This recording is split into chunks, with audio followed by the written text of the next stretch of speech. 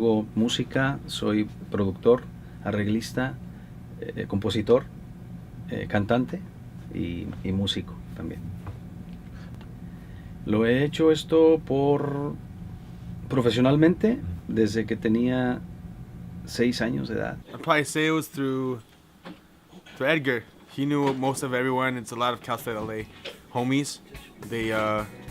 He knew one group that was pretty much the drummer, keys, and the bass player.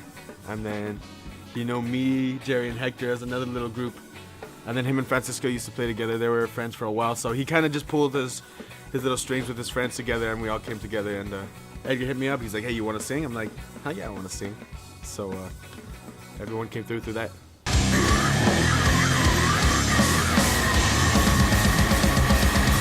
Blood Star from Boyle Heights, California. Death metal. Okay. This September is 10 years. So there's a test of time. Being like in the local band, in the local scene. We're Age of Fear and we're from Boyle Heights. We play a melodic crust with deep beat and with the root of punk. Since late February, early March of last year, of 2013. I'm gonna grab some sticks and started playing drums. And I started playing drums in middle school. And I just got full blown into like Zeppelin and Bonham. And I was just like, I'm gonna learn everything I can on drums, everything.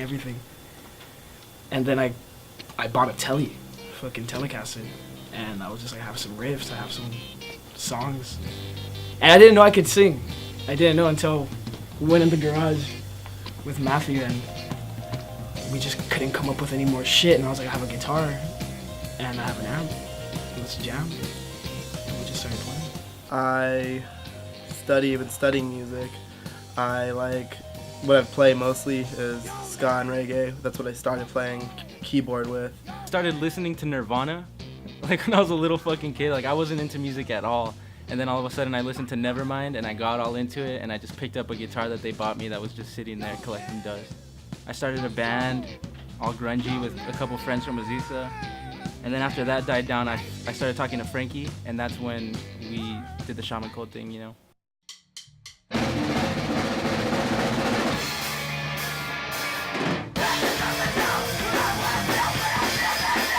Hey, we're Suffer Long. Harold, Carlos, Melvin. Suffer Long started probably 2009 as like a side project, just for fun, as friends, as a hardcore band, and slowly progressed into something more serious. And we just did our first tour 5 years in, and now it's a whole different lineup. There's 3 of us. Started off with 4 of us.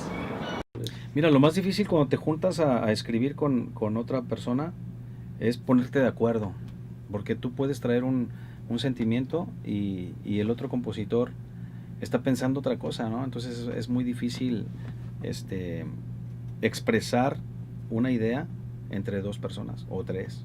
Es bastante difícil. Como que hay momentos que dice uno que pues quieres tirar la toalla, ¿no? Porque piensas que ya es muy difícil seguir, porque se te cierran las puertas. Muchas veces tocas la puerta y tocas y no te quieren abrir.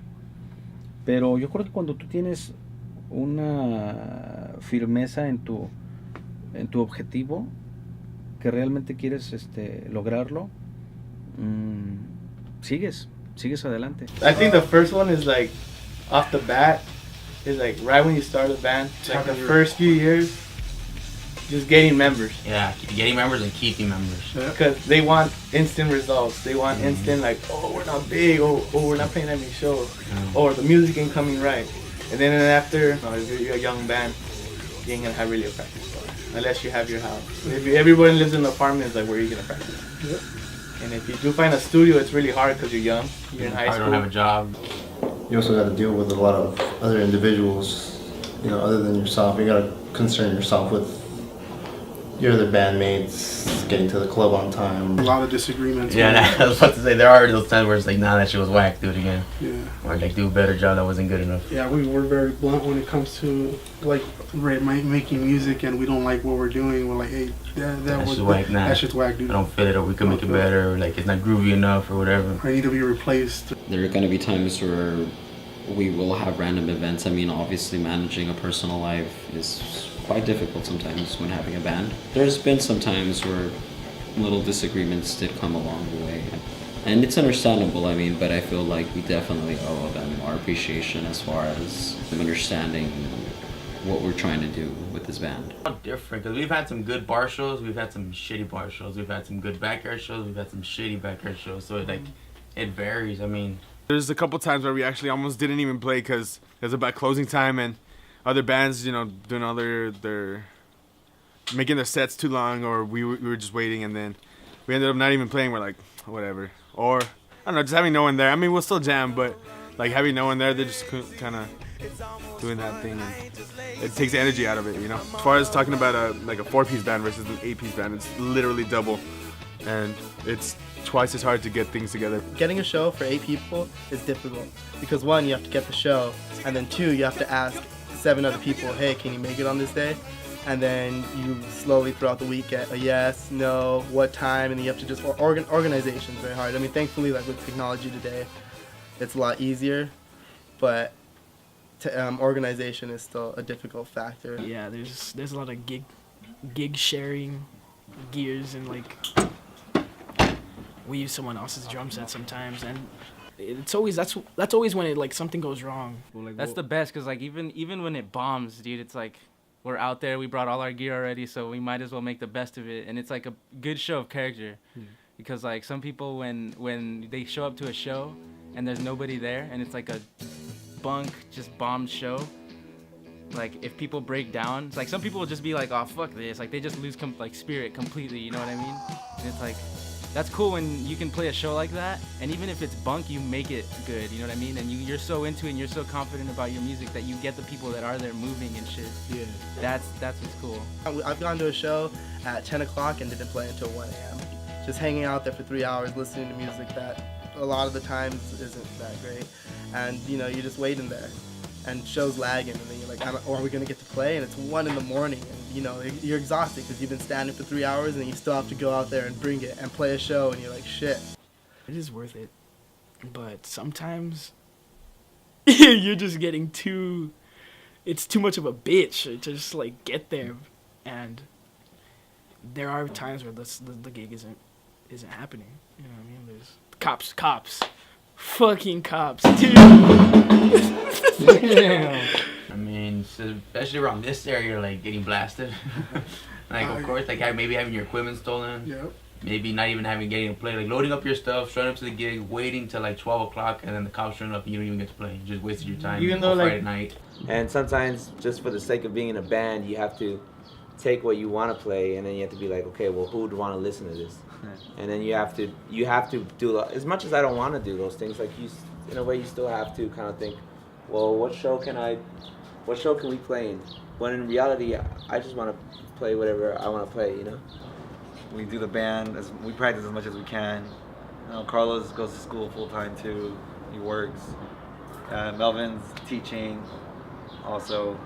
So I mean, we have a lot of things going on that we just, in the end, we use we make time to be in the band, and we use our whatever little chump change we have to try to, you know, buy equipment that we need, pay for the gas. Okay, you have to drive out 30 miles and back with all this equipment weighing your car down. Like, there's gas, there's that. And then gas.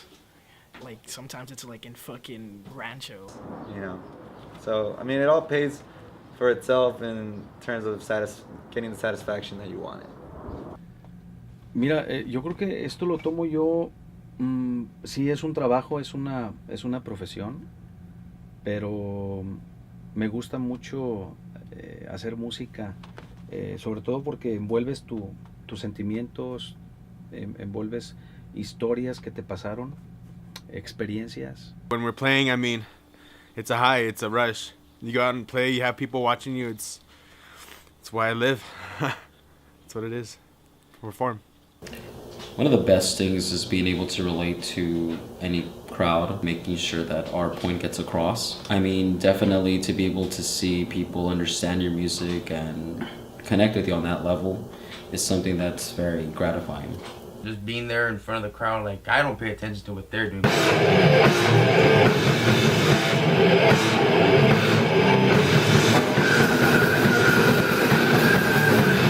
But I just feel good just being up there Zone playing. out. I just go into my own little world. I don't even know if the crowd likes it or not. Afterwards, we get to kick it, and it's like, it's not so Because sometimes not that many bands end up playing together, kicking it together.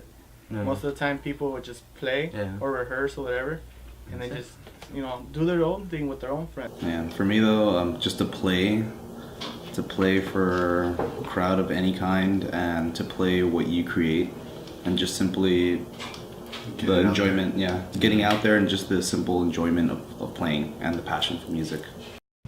Bueno, mira, yo creo que la meta de todos los compositores, de todos los cantantes, es llegar al gusto de la gente, de llegarle al corazón, porque pues yo creo que puedes recibir premios físicos, pero al final lo más importante es que la gente recuerde tu trabajo, que dejes huella en lo que haces, que dejes un buen ejemplo, pues no solo a tus hijos, a tus nietos, sino a toda la gente. O sea, darles algo tuyo que les pueda servir a ellos para seguir tu ejemplo, ¿no? Entonces yo creo que mi meta es permanecer y perdurar a través de los años. You get someone tapping their foot in rhythm to what you're making, it changes them molecularly, you know what I mean? Like you both get goosebumps, like you feed off the crowd. If they're bumping, then you're bumping, and if you're bumping, they're bumping. It's like the call and response, yin yang, like balance that everyone needs. So art is like, it goes hand in hand with like humanity, you know what I mean? Just for the fact that most of the stuff that people can't talk about person to person, you can express through music or art or whatever, you know, the most taboo of things, you know what I mean? Things that if you told to someone, they'd be like, dude, you're a fucking freak, you know what I mean? Like, you express that through music and someone would be like, whoa, I know what you're doing, I see that, you know, and like, I totally relate and I love your music now, and that's totally helped me express what I'm feeling and keeping inside, you know what I mean? That's what's cool about it. Doing this, like playing in garage bands, is just, I mean, that's just my bread and butter. I mean, that's what I love doing.